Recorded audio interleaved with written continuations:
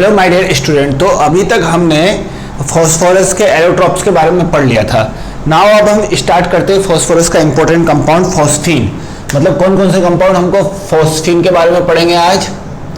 और आज हम पढ़ेंगे हैलाइड्स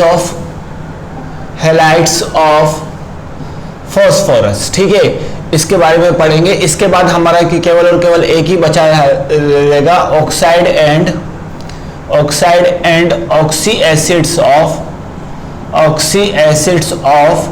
फॉस्फोरस। बस यहाँ पर आप लोग ये बात समझ सकते हो कि ग्रुप 15, ग्रुप 16, ग्रुप 17, ग्रुप 18, मतलब अगर मैं बोलूँ ग्रुप 15, ग्रुप 16, ग्रुप 17, ग्रुप 18, इसमें से ग्रुप 15 ही सबसे ज़्यादा लेंदी है। इसके बाद ग्रुप 16, ग्रुप 16 और ग्रुप 17 और ग्रुप 18 में उतना टाइम नहीं लगेगा बच्चों। ठीक है, तो ये काफ़ी सिंपल है, तो इस चीज़ को समझ लो। तो एक एक करके देखते हैं बच्चों। यहाँ पर फॉस्फीन के बारे में पढ़ेंगे। तो फॉस्फीन हमारा होता क्या है? सबसे पहले फॉस्फीन PH3 का प्रिपरेशन मेथड देख लेते हैं। प्रिपरेशन मेथड ऑफ फॉस्फीन, जैसा कि आप लोग समझते हो बच्चों कि जैसा कि आप लोग जानते हो कि अगर फॉस्फाइड होगा, फॉस्फाइड का हाइड्रोलाइसिस कराएंगे तो आपका फॉस्फीन बनेगा। ठीक है, तो ये सब तो आप लोगों को अब जान चुके हो बच्चों। इसका हाइड्रोलाइसिस कराएंगे तो जैसे आपका कैल्शियम नाइट्राइड था तो अमोनिया बनता था, वैसे ही यहाँ पर क्या बन जाएगा? फॉस्फीन बन जाएगा। चाहे मैं यहाँ पर देखो सोडियम फॉस्फाइड का रिएक्शन कराऊं तो भी आपका क्या बन जाएगा बच्चों? NaOH, और साथ में आपका फॉस्फीन बन जाएगा। ठीक है, अगर मैं Mg3P2 का रिएक्शन कराऊं H2O के साथ तो भी आपका क्या बन जाएगा? MgOH का होल ट्वाइस और यहाँ पर फॉस्फीन। मतलब किसी भी फॉस्फाइड का अगर मैं H2O के साथ रिएक्शन कराऊंगा तो आपका क्या बन जाएगा बच्चों? फॉस्फीन बन जाएगा। इस बात का अच्छे से ध्यान रखें। ठीक है, अब सेकंड ऑक्सी एसिड का हीटिंग कराने पर, अब इस बात को ध्यान रखो कि अगर ऑक्सी एसिड का हीटिंग कराएंगे तो आपका फॉस्फीन बनेगा। कैसे समझना बात को यहाँ पर ध्यान से, कि अगर मैं बात करूं यहाँ पर फॉस्फोरस का लोएस्ट जो ऑक्सीडेशन नंबर क्या होता है? -3, और हाईएस्ट कितना होता है? +5। हाईएस्ट किसके अंदर होता है? H3PO4 के अंदर होता है। हाईएस्ट H3PO4 के अंदर होता है, P2O5 के अंदर होता है, और साथ साथ आपका किसके अंदर होता है बच्चों? यहाँ पर आपका P2O5 और HPO3 के अंदर होता है। ठीक है, बात को ध्यान से समझना। इसके बारे में मैं आगे आपको बताऊंगा, मतलब ऑक्सी एसिड्स में इसमें बताऊंगा मैं, लेकिन अभी इसको ध्यान रखो। अगर लोएस्ट ऑक्सीडेशन नंबर किस में होता है बच्चों? PH3 में। ठीक है, ये तो आप लोगों को जानते होंगे। अब क्या होगा बच्चों कि अगर कोई भी इनके इंटरमीडिएट ऑक्सीडेशन नंबर वाला इंटरमीडिएट ऑक्सीडेशन नंबर हो किसका बच्चों? ऑक्सी एसिड का इंटरमीडिएट ऑक्सीडेशन नंबर हो, मतलब क्या? एक तो +3 वाला भी होता है, एक आपका +1 वाला भी होता है जी। जैसे आप H3PO3 की बात कर सकते हो और H3PO2 की बात कर सकते हो। इन दोनों का इंटरमीडिएट ऑक्सीडेशन नंबर होता है। इसमें फॉस्फोरस का +1 होता है, इसमें +3 होता है। इंटरमीडिएट ऑक्सीडेशन नंबर वाला होगा तो हम ऑक्सी एसिड को हीटिंग करेंगे तो हमेशा टर्मिनल वाले, मतलब हाईएस्ट ऑक्सीडेशन नंबर और लोएस्ट ऑक्सीडेशन नंबर में कन्वर्ट हो जाएगा। तो समझते हैं कि हाईएस्ट ऑक्सीडेशन नंबर कैसे?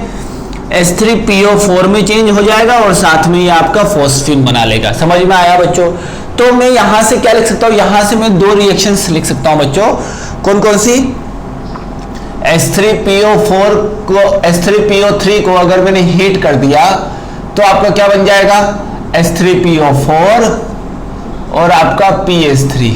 ठीक है, अगर मैंने H3PO2 को मैंने हीट किया तो हमारा क्या बन जाएगा? H3PO4 और PH3। एक्चुअली में ये मैंने आपको क्या बताया था? इंटरमीडिएट ऑक्सीडेशन नंबर हमेशा क्या शो करता है? Disproportionation reaction. तो बोथ आर डिस्प्रपोर्शनेशन रिएक्शन, दोनों के दोनों आपके डिस्प्रपोर्शनेशन रिएक्शन को शो करते हैं। ठीक है बच्चों, इस तरीके से हम इसमें देख सकते हैं। ठीक है, नेक्स्ट जो हमारा होगा रिएक्शन वो क्या होगा बच्चों, हमारा नेक्स्ट रिएक्शन समझ लेते हैं। नेक्स्ट जो हमारा रिएक्शन होगा वो क्या होगा, नेक्स्ट रिएक्शन जो हमारा होगा वो होगा बच्चों यहां पर देखो, नेक्स्ट प्रिपरेशन मेथड, थर्ड जो प्रिपरेशन मेथड की मैं बात कर रहा हूं वो काफी इंपॉर्टेंट है। अब देखो, मैंने आपको ऐसा रिएक्शन बताया था कि अगर P4 के रिएक्शन NaOH के साथ कराते, ये वाला रिएक्शन तो मैंने आपको कई बार बताया, P4 की रिएक्शन अगर मैं NaOH के साथ कराता हूं, तो अगर मैंने P4 की रिएक्शन NaOH के साथ करवा दिए बच्चों, तो यहां पर आपका क्या बनता है, यहां पर आपका NaH Na2H PO2 और यहां पर फॉस्फिन बनता है। ये यहां पर भी आपका क्या करता है बच्चों, NaOH के साथ डिस्प्रपोर्शनेशन रिएक्शन। ये लास्ट लेक्चर में मैंने बताया था, अगर आप, आई होप कि आप लोगों को ध्यान होगा, तो लास्ट लेक्चर में मैंने व्हाइट फास्फोरस में बताया था। ठीक है, अब जो यहां पर जो फॉस्फिन बनता है बच्चों, यहां से जो मुझे फॉस्फिन मिला वो एक्चुअली में इम्प्योर होता है। यहां से जो फॉस्फिन मिला वो क्या होता है, इम्प्योर। ठीक है, इसके अंदर इंप्योरिटी प्रेजेंट होती है किसकी, P2H2 की और H2 की। ठीक है, जनरली आपका फॉस्फिन होता है। अब देखो, due to the presence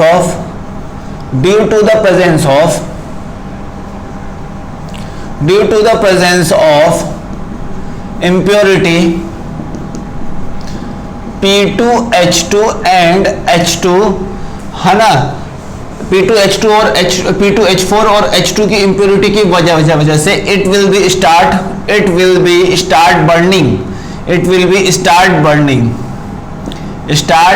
burning, ये बर्निंग स्टार्ट कर देगा। ठीक है, बर्निंग स्टार्ट कर देगा।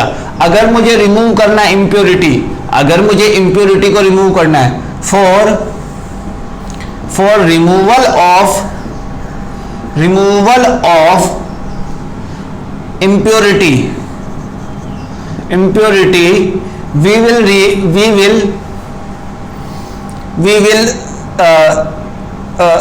for removal of impurity, हम impurity को रिमूव करने के लिए PH3 P2H2 हो, H4 इसके अंदर impurity होगा और H2 होगा। अब जैसे ही इसकी रिएक्शन मैंने Ki के साथ कराई, किसके साथ कराई, Ki के साथ, हाँ, इसकी रिएक्शन मैंने अगर Ki के साथ कराई, मतलब I माइनस के साथ, मतलब Ki के साथ करा दी या फिर किसी Hi के साथ करा दी। चलो यहाँ पर रिएक्शन मैंने किसके साथ करा दिया, Hi के साथ, आयोडीन के वो एसिड के साथ। तो इन दोनों में से कोई भी इसके साथ रिएक्शन नहीं करेगा, दोनों के दोनों इंप्योरिटी इसके साथ रिएक्शन नहीं करेगी, केवल और केवल कौन सी करेगी बच्चों, PH3 वाली। अब ये Hi के साथ क्यों करता है, क्योंकि ये स्ट्रॉन्ग एसिड है, ये स्ट्रॉन्ग एसिड है, इसलिए रिएक्शन हो जाती है। तो यहां पर क्या बन जाएगा बच्चों, PH4I। अब PH4I हो जाएगा। अब इसकी रिएक्शन अगर मैंने KOH के साथ करा दिया, इसकी रिएक्शन अगर मैंने आपकी किसके साथ करा दिया बच्चों, KOH के साथ, तो यहां पर मुझे Ki तो मिल जाएगा, H2O भी मिल जाएगा और साथ में मुझे PH3 मिल जाएगा, जो कि आपका प्योर हो जाएगा। अब ध्यान रखना, जनरली एक क्वेश्चन है, PH3 cannot react with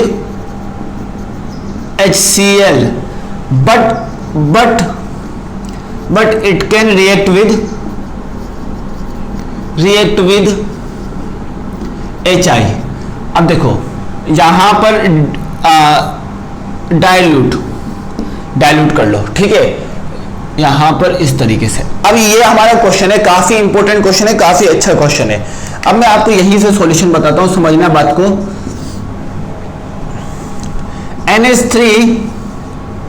NH3 में जो आपका ये होगा lone pair, NH3 lone pair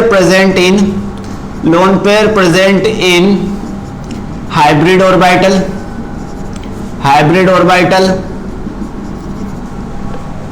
ठीक है, so it will be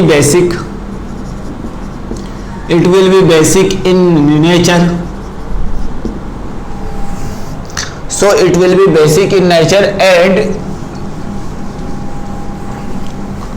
and and it can react with acid easily and it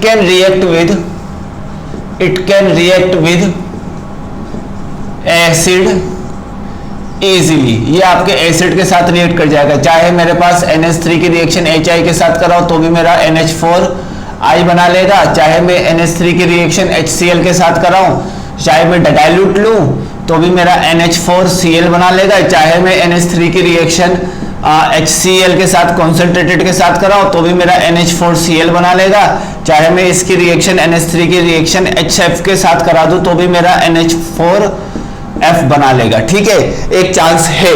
लेकिन अगर if in the case of, अगला इसी पॉइंट में बता रहा हूं बच्चों में, अगर मैं in the case of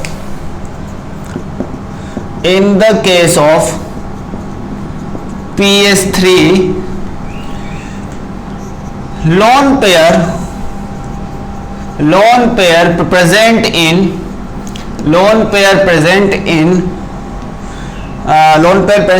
s orbital, s orbital के अंदर lone pair present होता है। अब s orbital is more closer to nuclei, s orbitals are more closer to nuclei, so it cannot donate lone pair easily, so it will be react with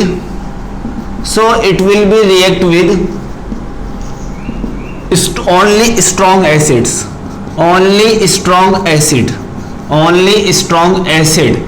और यहां पर लिख लो concentrated acid. ठीक है, HCl। तो ये बात आप ध्यान से समझ सकते हो कि अगर मैंने PS3 की रिएक्शन HI के साथ करा दी तो HI is a strong acid, HI आपका स्ट्रॉन्ग एसिड होता है, इसलिए आपका PH4I बना लेता है। वहां पर मैंने HI क्यों लिया, इसीलिए लिया, वहां पर मैं HCl भी ले सकता था, बच्चों। तो यहां पर अगर मैंने कॉन्सेंट्रेटेड HCl लिया तो भी रिएक्शन एक पॉसिबिलिटी है, काफी मतलब हद तक हो सकती है, मिनिमम अमाउंट में हो जाएगी। लेकिन अगर मैंने रिएक्शन में डाइल्यूट HCl लिया, डाइल्यूट HCl लिया, तो रिएक्शन आपकी प्रोग्रेस नहीं होगी। तो इस कंसेप्ट को आप लोग अच्छे से ध्यान रखो कि कंसेप्ट में क्या बोलना चाहता हूं। काफी इजी कंसेप्ट है बच्चों, एक दो बार करोगे तो आपको समझ में आ जाएगा। ठीक है, अब हम इसके बारे में कुछ इंपॉर्टेंट बात लिख लेते हैं बच्चों। Physical properties of phosphine. Properties of phosphine का प्रॉपर्टी क्या होता है, smell like rotten fish like smell करता है। किसकी तरह स्मेल करता है बच्चों, ये आपका रोटेन फिश की तरह स्मेल करता है। ध्यान से समझना, ये आपका रोटेन फिश की तरह स्मेल का करेगा। सेकंड पॉइंट अगर मैं बोलना चाहूं तो सेकंड पॉइंट में मैं क्या बोल सकता हूं बच्चों, यहां पर सेकंड पॉइंट ये आपका रोटेन फिश की तरह स्मेल करेगा।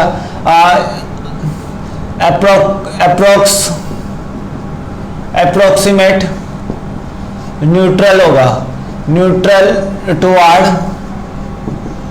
टुवार्ड लिटमस पेपर, मतलब लिटमस पेपर के टुवार्ड ये क्या होगा बच्चों, न्यूट्रल कैरेक्टर शो करेगा। बात क्लियर है, न्यूट्रल कैरेक्टर शो करेगा। थर्ड अगर मैं बोलना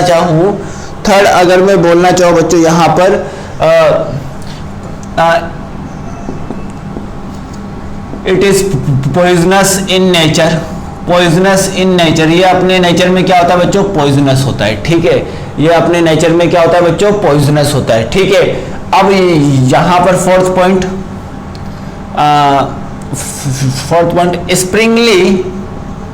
स्प्रिंगली सॉल्यूबल इन वाटर, मतलब लिटिल अमाउंट में सॉल्यूबल होगा। स्प्रिंगली सॉल्यूबल इन वाटर, ये वाटर में लिटिल अमाउंट में सॉल्यूबल होगा। ये सब आपसे नहीं पूछा जाएगा, इन सब में आपको ध्यान रखना है, तो ये ध्यान रख लो। और एक ये ध्यान रख लो, ठीक है। दोनों में से दोनों आपके कहीं ना कहीं पैसेज टाइप के क्वेश्चन बनाने में काम आएंगे, ये आपसे नहीं बोलेगा, ठीक है, क्योंकि ये कईयों की प्रॉपर्टी होती है इसलिए, ठीक है। अब यहां पर अब देखो जो हमारे पास इंप्योरिटी थी उसको रिमूव करने का एक और टेक्निक है बच्चों, सॉलिडिफिकेशन। अगर मैं इसमें सॉलिडिफिकेशन करा दूंगा तो उससे भी आपका इंप्योरिटी रिमूव हो सकती है।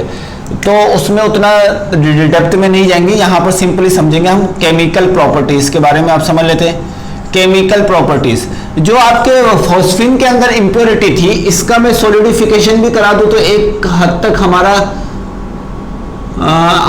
एक हद तक हमारा ये चीज रिमूवल हो जाएगा अगर मैं इसका सॉलिडिफिकेशन करा दूं तो, बाय सॉलिडिफिकेशन। ये साइड में लिख सकते हो, लेकिन ये कहीं नहीं पूछा जाएगा आपका, ये कहीं नहीं पूछा जाएगा, आपसे वही पूछेगा जो मैंने लिखवाया है।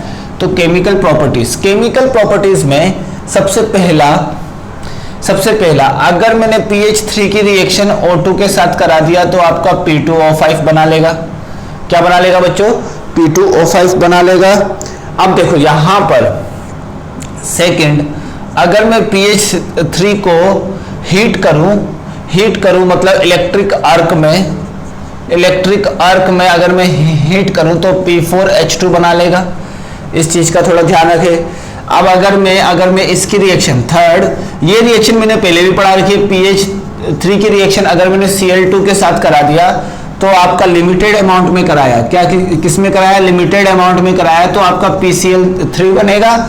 और अगर मैंने सिमिलर रिएक्शन, यह आपका A हो गया, और अगर मैंने PH3 का रिएक्शन Cl2 के साथ एक्सेस अमाउंट में करवाया तो आपको क्या बन जाएगा? PCl5 बन जाएगा। क्या बन जाएगा बच्चों? PCl5 भी बन जाएगा। बात क्लियर है? और फोर्थ रिएक्शन विद मेटल के साथ ये आपका किस तरीके से रिएक्ट करेगा उसको समझते हैं। मेटल के साथ बच्चों ये आपको किस तरीके से रिएक्ट करेगा उसको हम अच्छे से समझ लेते हैं। तो ये मेटल के साथ अगर मैंने मेटल के साथ अगर मैंने PH3 की रिएक्शन कराई तो वो आपका क्या बना लेगा? फॉस्फाइड बना लेगा, मतलब P-3 कंपाउंड जिसके अंदर P-3 प्रेजेंट हो। जैसे Ca की रिएक्शन अगर मैंने PH3 के साथ करा दिया तो Ca3P2 बना देगा। अगर मैंने मैग्नीशियम की रिएक्शन करा दी PH3 के साथ तो क्या बना देगा? Mg3P2 बना देगा। तो इस तरीके से आपका कंपाउंड का फॉर्मेशन कर देता है। ये थोड़ा सा इस बात को अच्छे से ध्यान रखो, ठीक है, इस बात को थोड़ा सा अच्छे से ध्यान रखो। अब देखो यहां पर एक और चीज मैं बता देता हूं, एक्चुअली इसके स्ट्रक्चर के बारे में चलते हैं। तो स्ट्रक्चर, इसका बॉन्ड एंगल होता है बच्चों 93.4, ठीक है। इसका जो बॉन्ड एंगल होगा, स्ट्रक्चर पे चलते बच्चों। अब हम स्ट्रक्चर पे PH3 का स्ट्रक्चर कुछ ऐसा होगा और जहां पर अपना बॉन्ड एंगल कितना हो जाएगा? 93.4 डिग्री, ये इसका बॉन्ड एंगल होगा। अब बात को ध्यान से समझना कि एक्चुअली में we cannot define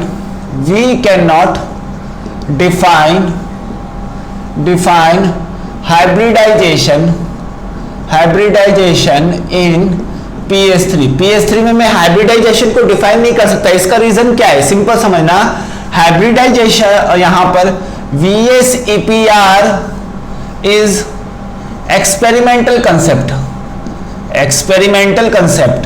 VSEPR is experimental concept. VSEPR आपका एक्सपेरिमेंटल कंसेप्ट होता है और इसी को एक्सप्लेन करने के लिए आपको कौन सा कंसेप्ट का यूज करना पड़ा? हाइब्रिडाइजेशन कंसेप्ट का यूज करना पड़ा। अब हाइब्रिडाइजेशन कंसेप्ट के हिसाब से, hybridisation is a theoretical concept, मतलब VSEPR से पहले जो बॉन्ड एंगल आ गए उसने एक्सपेरिमेंटली बॉन्ड एंगल निकाल लिए, जो भी कर दिया एक्सपेरिमेंटली कंसेप्ट के वो हिसाब से उसने सारे बॉन्ड एंगल बता दिए। लेकिन एक्चुअली में इसको जब मैं एक्सप्लेन करने गया हाइब्रिडाइजेशन से, तो हाइब्रिडाइजेशन में हमारा बॉन्ड एंगल 106 या 107 डिग्री के अप्रोक्स आना चाहिए था, जो कि हमारा क्या हुआ? नहीं आया। तो तो जो कि हमारा नहीं आया। सो इसीलिए हम इसको किससे कंसेप्ट करते हैं, so here we assume that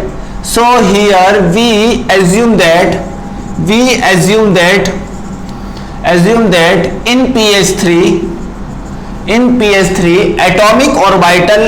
atomic orbitals are overlap to each other,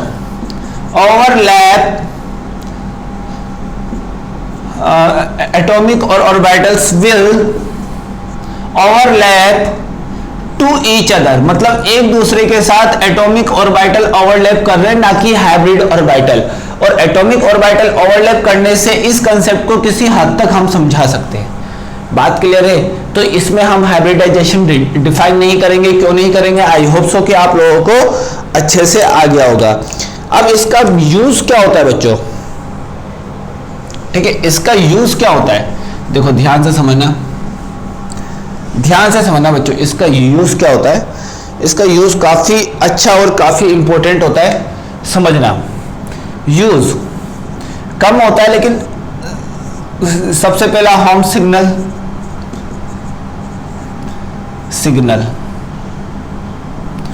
signal भेजने में इसका यूज होगा। मतलब कोई भी, मतलब जैसे एक मैं आपको स्टोरी सुनाता हूँ। जैसे टाइटैनिक है, ठीक है, टाइटैनिक जब आपका डूब रहा था तो उस टाइम क्या होता है कि होम सिग्नल भेजा गया था। उस टाइम हमारे पास जीपीएस इन सब की कोई भी मतलब फैसिलिटीज अवेलेबल नहीं थी। तो क्या करते हैं वो लोग कि कैल्शियम फॉस्फाइड को अपने पास रखते हैं, ठीक है। और कैल्शियम फॉस्फाइड को जैसे ही वो ना कराते बच्चों हीट, कैल्शियम फॉस्फाइड को जैसे ही वो अगर ना वहां पर है ना हीट कराएंगे, एयर के प्रेजेंट में उसको बर्न कराएंगे। बर्न कराने पर क्या हो जाएगा बच्चों, जहां से आपका pH3 जो निकलेगा यहाँ पर आपके P2H4 और H2 की इंप्योरिटी प्रेजेंस होगी, जो कि आपके बर्न करने पर हाई इंटेंसिटी के लाइट प्रोड्यूस करेगी। क्या करेगा, हाई इंटेंसिटी लाइट प्रोड्यूस करेगी। अब जो बर्न होने पर जब ये हाई इंटेंसिटी लाइट प्रोड्यूस करती है, इसी को हम, आप लोग देखते होंगे कि जैसे आप लोग देखते होंगे जहां पर आपके पुराने हड्डियां होती है, मतलब क्या बोलते हैं उसको,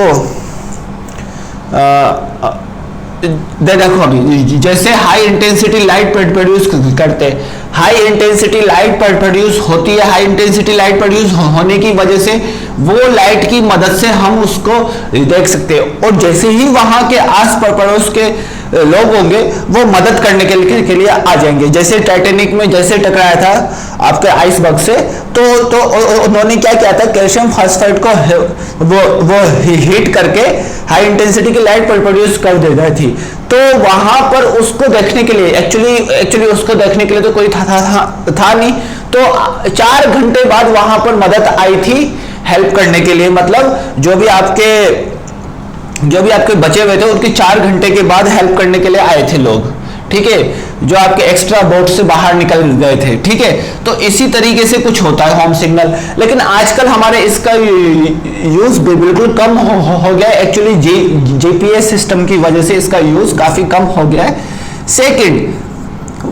सेकंड में हमारा क्या होता है, वेयरफेयर। अब आप लोग समझते हो वेयरफेयर में इसका यूज होता है। वेयरफेयर का मतलब क्या हो गया, वेयरफेयर का मतलब क्या हो गया, सिंपली अगर हम वेयरफेयर स्मोक स्क्रीन प्रोड्यूस करने में, अब आप लोग समझ गए होंगे कि स्मोक स्क्रीन का मतलब क्या हो गया। स्मोक स्क्रीन का मतलब ये हो गया, अगर मैं pH3 की रिएक्शन O2 के साथ करवा दूं तो यहां पर H3PO4 बनेगा हाई अमाउंट में। तो H3PO4 जो बनेगा हमारा,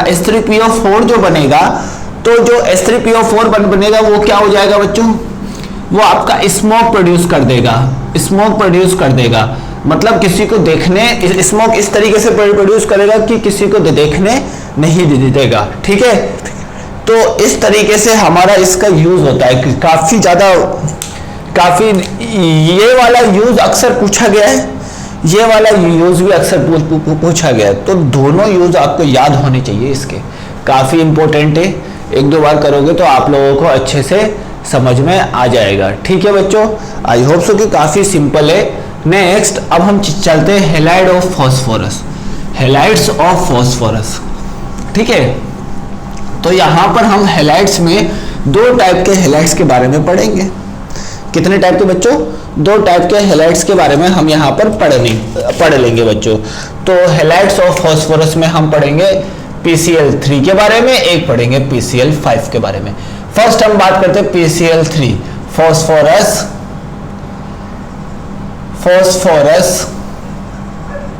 ट्राई क्लोराइड, फास्फोरस ट्राइक्लोराइड के बारे में हम पढ़ते हैं। क्या होता है बच्चों फास्फोरस ट्राइक्लोराइड? सबसे पहले इसका प्रिपरेशन मेथड, सबसे पहले हर किसी का हम वही देखते हैं, तो प्रिपरेशन मेथड देख लेते हैं। प्रिपरेशन हम किस तरीके से कर सकते हैं फास्फोरस ट्राइक्लोराइड का? तो सबसे पहले जब मैंने यहाँ पर PH3 का रिएक्शन, जब मैंने यहाँ पर क्या किया बच्चों, यहाँ पर P4 का रिएक्शन अगर मैंने Cl2 के साथ लिमिटेड अमाउंट में कर दिया, तो ये प्रिपरेशन मेथड अब आपको याद हो गया होगा। ये पहला प्रिपरेशन मेथड है। ठीक है, ये पहला आपका प्रिपरेशन मेथड है। अब यहां पर समझना, यहां पर और अगर मैंने यहां पर P4 का रिएक्शन, सेकेंड P4 का रिएक्शन SOCl2 के साथ करा दिया, तो यहां पर भी हमारा PCl3 बनता है और साथ में H2Cl2 बन जाता है और SO2 गैस रिमूव होती है। तो इस चीज को थोड़ा सा ध्यान रखो, P4 का रिएक्शन इसके साथ कराने पर आपका इस तरीके से आपका प्रोड्यूस होगा। बात क्लियर है बच्चों? अब इसकी प्रॉपर्टी पे चलते हैं। तो इसकी प्रॉपर्टी क्या होती है बच्चों? ये काफी कम है आपके सिलेबस में, तो इसलिए आप लोग इसकी प्रॉपर्टी पे चलते हैं बच्चों। अब देखो प्रॉपर्टी समझते हैं। तो प्रॉपर्टी में पहला ही आपका कलरलेस लिक्विड होता है। कलरलेस क्या होगा बच्चों? ये आपका कलरलेस लिक्विड होगा with pungent smell, colourless liquid with pungent smell, pungent smell के साथ ये आपका कलरलेस लिक्विड होगा। बात क्लियर है? ये कलरलेस लिक्विड होगा विद अ पंजेंट स्मेल। ठीक है, अब समझना बच्चों इसकी केमिकल प्रॉपर्टीज। केमिकल प्रॉपर्टीज जो जो इंपॉर्टेंट है वही मैं आपको लिखा रहा हूं, इसमें इतना पढ़ने की भी कोई रिक्वायरमेंट नहीं है। केमिकल प्रॉपर्टीज, केमिकल प्रॉपर्टी में हम क्या समझेंगे बच्चों? इस चीज को थोड़ा सा ध्यान रखो। अब केमिकल प्रॉपर्टीज में हमारा क्या आएगा? जैसे ही मैंने PCl3 की रिएक्शन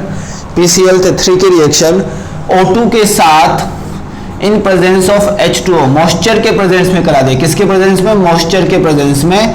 तो क्या बना लेगा बच्चों ये हमारा? अब देखो यहां पर ये हमारा ऑक्सी एसिड बना देगा। क्या बना देगा? Oxy acid. देखो ये किसका है? +3 ऑक्सीडेशन नंबर का है, तो +3 ऑक्सीडेशन नंबर का ऑक्सी एसिड बना देगा। +3 ऑक्सीडेशन नंबर का ऑक्सी एसिड बना देगा। इसको हम बोलते हैं हाइड्रोलाइसिस रिएक्शन भी आप लोग एक तरफ बोल सकते हो, हाइड्रोलाइसिस रिएक्शन भी एक तरफ बोल सकते हो। सेकंड, अगर मैं बात करूं यहां पर, अगर मैं PCl3 की रिएक्शन केवल O2 के साथ कराओ तो POCl3 बना लेगा, फॉस्फोराइल क्लोराइड बोलेंगे। इसका स्ट्रक्चर कैसा हो जाएगा बच्चों? इस तरीके से इसका स्ट्रक्चर आपका ड्रॉ होगा। ठीक है, स्ट्रक्चर ध्यान रखो जो मैं आपको बता रहा हूं। ठीक है, इसके बाद अगर इसकी रिएक्शन SO2 के साथ करा दिया, यहां पर इसकी रिएक्शन अगर मैंने इसकी रिएक्शन मैंने SO2 के साथ करा दिया, किसके साथ? SO2 के साथ, तो आपका क्या बनाएगा? फिर से POCl3 बना देगा, POCl3 और सल्फर आपका बाहर एलिमिनेट हो जाएगा। तो इस तरीके से कुछ रिएक्शन थे। अब ऑर्गेनिक कंपाउंड में भी इसका यूज होता है, ऑर्गेनिक रिएक्शन में भी इसका यूज होता है। आप लोगों को मैंने पढ़ाया था OH को एलिमिनेट, OH की जगह Cl को डिस्प्लेस करने के लिए। ठीक है, जैसे मेरे पास ROH है, ROH की रिएक्शन अगर मैंने PCl3 के साथ करा दिया तो आपका क्या बनता था? RCl बन जाया करता था। आपका क्या बन जाया करता था? RCl बन जाया करता था और साथ में आपका क्या निकलता था? H3PO3। साथ में आपका क्या निकलता था? H3PO3। अगर मैंने यहां पर RCOOH की रिएक्शन PCl3 के साथ करा दिया तो यहां पर RCOCl बन जाता था और H3PO3 आपका बाहर निकल जाया करता था। तो इस तरीके से हमारा कुछ रिएक्शन यहां पर ड्रॉ कर सकते हैं हम, और भी रिएक्शन देख सकते हैं बच्चों, काफी इजी है। नाउ नेक्स्ट अब हम समझते हैं PCl5 phosphorus pentachloride, PCl5 phosphorus पेंटाक्लोराइड्स के बारे में। तो देखते हैं एक एक करके ध्यान से, एक एक करके ध्यान से समझते हैं बच्चों फॉस्फोरस पेंटाक्लोराइड्स के बारे में, ठीक है। तो देखते हैं एक एक करके। तो यहां पर मैं आपको बताता हूं अब फॉस्फोरस पेंटाक्लोराइड। अब फॉस्फोरस पेंटाक्लोराइड, इसका प्रिपरेशन मेथड क्या होगा, इसका प्रिपरेशन मेथड क्या होगा, सबसे पहले समझते हैं प्रिपरेशन मेथड। अब देखो प्रिपरेशन मेथड इसका सबसे पहले हमारा क्या होगा बच्चों, अगर मैंने P4 की रिएक्शन, अगर मैंने P4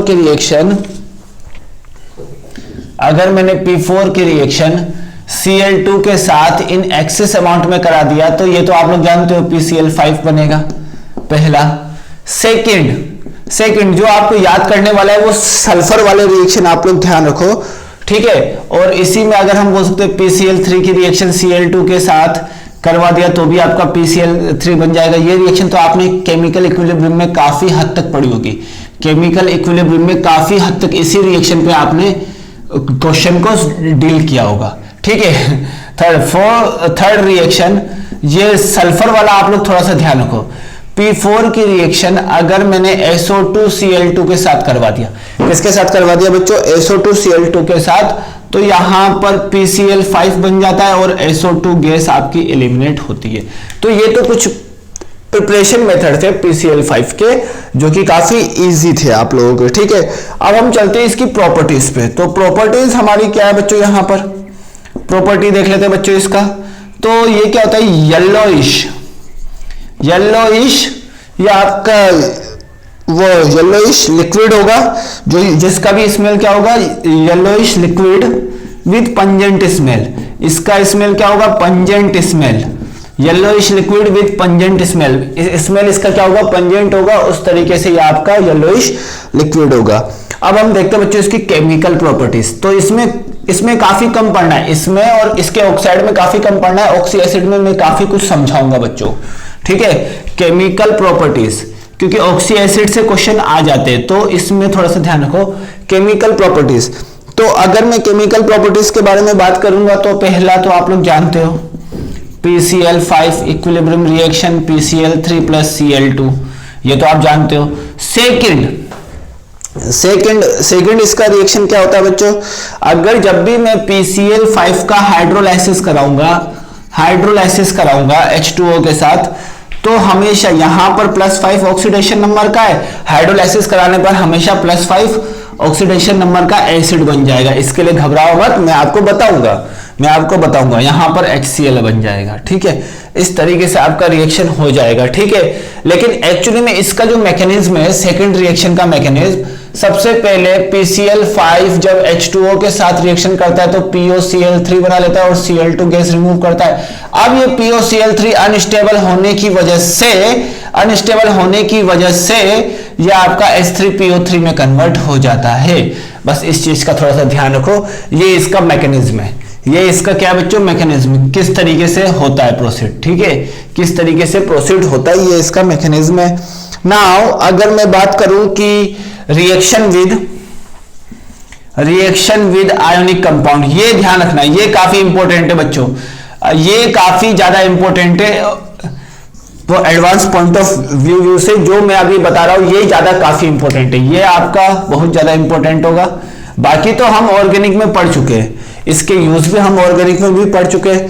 तो यहां पर PCl5 की रिएक्शन अगर मैं BCl3 के साथ कराता हूं, PCl5 की रिएक्शन अगर मैं BCl3 के साथ कराता हूं, बोरोन ट्राइक्लोराइड के साथ जब मैं कराता हूं, तो ये क्या बना लेगा बच्चों, ये आपका देखो यहां पर क्या बना लेगा, PCl4, एक क्लोरीन निकल गया इसलिए प्लस, और यहां पर एक क्लोरीन अटैच हो गया इसलिए ये माइनस, ठीक है। इस तरीके से आयोनिक सॉलिड बना लेगा, ठीक है। अब सेकंड अगर मैं बोलना चाहूं तो सेकंड में क्या होगा, PCl6 अगर KF के साथ रिएक्शन करेगा, PCl5 जब आपका KF के साथ रिएक्शन करेगा तो आपका क्या बना देगा, PF6 माइनस, ठीक है, और यहां पर K प्लस, ठीक है, PF6 माइनस और यहां पर K प्लस, मतलब K PF6 बना लेगा और यहां पर साथ में क्या निकाल देगा बच्चों, KCl। ये वाला रिएक्शन आपके फ्लोरीन में भी काम आएगा, जब मैं F2 का यूज पढ़ाऊंगा तब आपका काम आएगा, तो इसलिए अभी ध्यान रखो, ठीक है। और हाँ, तो यहां पर तो इतना तो इजी है। अब देखो इसका ऑर्गेनिक कंपाउंड में भी होता है, जैसे आपने पढ़ा होगा PCl5, ठीक है, PCl5 के बारे में तो आपने पढ़ा ही है। PCl5 के साथ रिएक्शन कार्बोक्सिलिक एसिड का, मतलब कि क्या करता है PCl5 एक्चुअली में आपके जो OH ग्रुप है उसको किससे रिप्लेस कर देता है, Cl ग्रुप से। ये तो आपको मैंने ऑर्गेनिक में पढ़ाया था। तो इसके यूज केवल ऑर्गेनिक कंपाउंड में, मतलब ऑर्गेनिक कंपाउंड में डिफरेंस करना इसका यूज है, बस इतना सा यूज है। अब हम देख लेते हैं बच्चों इसका स्ट्रक्चर, और स्ट्रक्चर से पहले बच्चों मैं आपको बता देता हूं कि जब ये आपका गैस फॉर्म में होता है तब तो ऐसा होता है, लेकिन अगर सॉलिड फॉर्म में बात करेंगे तो सॉलिड फॉर्म में ये आयोनिक फॉर्म में होगा। कैसे, PCl4 प्लस और PCl6 माइनस, ये इस फॉर्म में प्रेजेंट होगा। अगर मैं सॉलिड फॉर्म की बात करूं तो हमेशा इस चीज को ध्यान देना, दो हाइब्रिड स्ट्रक्चर बनेंगे इसके। लास्ट टाइम भी मैंने बताया था, फिर मैंने आपको रिपीट कर दिया। कम से कम आपके हर रिएक्शन दो बार तो रिपीट हो ही गई है बच्चों आपके अप्रोक्सीमेट। अब हम स्ट्रक्चर की बात करते हैं तो स्ट्रक्चर आपको मैंने केमिकल बॉन्डिंग में अच्छे से बताया, आप लोग देख सकते हो वहां पर। तो अगर मैं स्ट्रक्चर की बात करूंगा, किसकी, स्ट्रक्चर्स की, तो स्ट्रक्चर क्या होगा बच्चों, इसका स्ट्रक्चर हमारा क्या होगा बच्चों। स्ट्रक्चर की अगर मैं बात करूंगा तो यहां पर PCl3 का स्ट्रक्चर क्या होगा, यहां क्लोरीन, यहां क्लोरीन, यहां क्लोरीन, यहां पर PCl5 का यहां क्लोरीन, यहां क्लोरीन, यहां क्लोरीन, यहां क्लोरीन और यहां क्लोरीन। इसका स्ट्रक्चर क्या होगा, TBP, मतलब गोनल बाइपिरामिडल, ठीक है। अब यहां समझना बात, यहां पर जो बॉन्ड एंगल होता है वो 100 डिग्री होता है, अप्रोक्सीमेट 100 डिग्री बॉन्ड एंगल होने की वजह से इसका हाइब्रिडाइजेशन हम अप्रोक्स टू sp3 एज्यूम कर लेते हैं। हम यहां पर जो बॉन्ड एंगल होता है वो 100 डिग्री होने की वजह से इसका हाइब्रिडाइजेशन हम अप्रोक्स टू sp3 एज्यूम कर लेते हैं। और इसका TBP का स्ट्रक्चर थोड़ा सा ध्यान रखना, ये आपके 120 डिग्री पे होगा और ये आपके प्लेन से 90 डिग्री पे प्रेजेंट होगा। तो ये थोड़े से कुछ यूजेस थे आपके PCl3 और PCl5 में। अब मैं ऑक्साइड का स्ट्रक्चर बना लाता हूं, कल हम दोनों ऑक्साइड्स के बारे में पढ़ेंगे। तो यहां पर मैं ऑक्साइड्स के स्ट्रक्चर बना के छोड़ देता हूं, तो आपको थोड़ा ध्यान रहेगा, थोड़ा बहुत आप लोग एक बार खुद से भी पढ़ने की कोशिश करोगे। तो देख लेते हैं ऑक्साइड्स ऑफ फॉस्फोरस, ठीक है, ऑक्साइड्स ऑफ फॉस्फोरस। फिर एंड में हम, मतलब कल हम एक बार ओनली ना रिवीजन कर लेंगे पूरा, मतलब 15 ग्रुप ग्रुप 15 का कल हम ओनली रिवीजन कर लेंगे एक बार, थोरोली हम एक बार रिवीजन कर लेंगे सारे टॉपिक का, कौन कौन से इंपॉर्टेंट पॉइंट है, कौन कौन से नहीं है, कौन सी रिएक्शन इंपॉर्टेंट है, एक बार थोरोली एक बार रिवीजन कर लेंगे तो हम लोगों को समझ में आ जाएगा, ठीक है। तो देख लेते हैं अब P2O3, ठीक है, P2O5, ठीक है, P2O5 present in dimer form में, तो यहां पर P4O10 और यहां पर P4O6। अगर मैं इसका स्ट्रक्चर बनाना चाहूं तो स्ट्रक्चर अभी से ध्यान रखो बच्चों, कल मुझे बताने की रिक्वायरमेंट नहीं पड़नी चाहिए स्ट्रक्चर, ठीक है। इसका स्ट्रक्चर क्या होगा बच्चों, अभी से ध्यान रखो आप लोग, और मैंने केमिकल बॉन्डिंग में भी बताया था, तो अभी से ही आप लोग धीरे धीरे करके सब चीजें ध्यान रखो, ठीक है। और कुछ रिएक्शन आपके मगअप करने वाले, तो कुछ रिएक्शन आप मगअप करो, और मगअप आपको ज्यादा रिएक्शन नहीं करनी, बची हुई रिएक्शन है, जो जो रिएक्शन है आपकी बची हुई है इस चैप्टर में, मतलब जो जो रिएक्शन है समझने वाली है उसको समझ लो।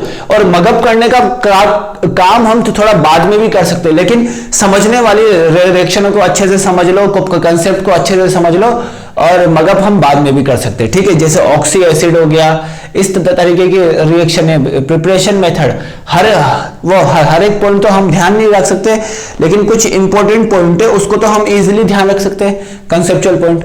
चलो ठीक है, तो यहां तक तो आपको मैंने आज ऑक्साइड का स्ट्रक्चर बना दिया। कल मैं आपके ऑक्साइड और ऑक्सी एसिड और फॉस्फोरस के बारे में काफी आपको डिटेल में बताऊंगा। तो आई होप कि आपको आज का लेक्चर यहां तक कंप्लीटली समझ में आया होगा, कंप्लीटली समझ में आ गया होगा। और जो मैंने बच्चों आप लोगों को डीपीपी दी है वो आई होप कि आप लोगों ने कर ली होगी। तो डीपीपी जो आप लोगों ने कर ली है, अगर आपने डीपीपी को सोल्व कर लिया तो आप उसमें से मुझसे डाउट पूछना।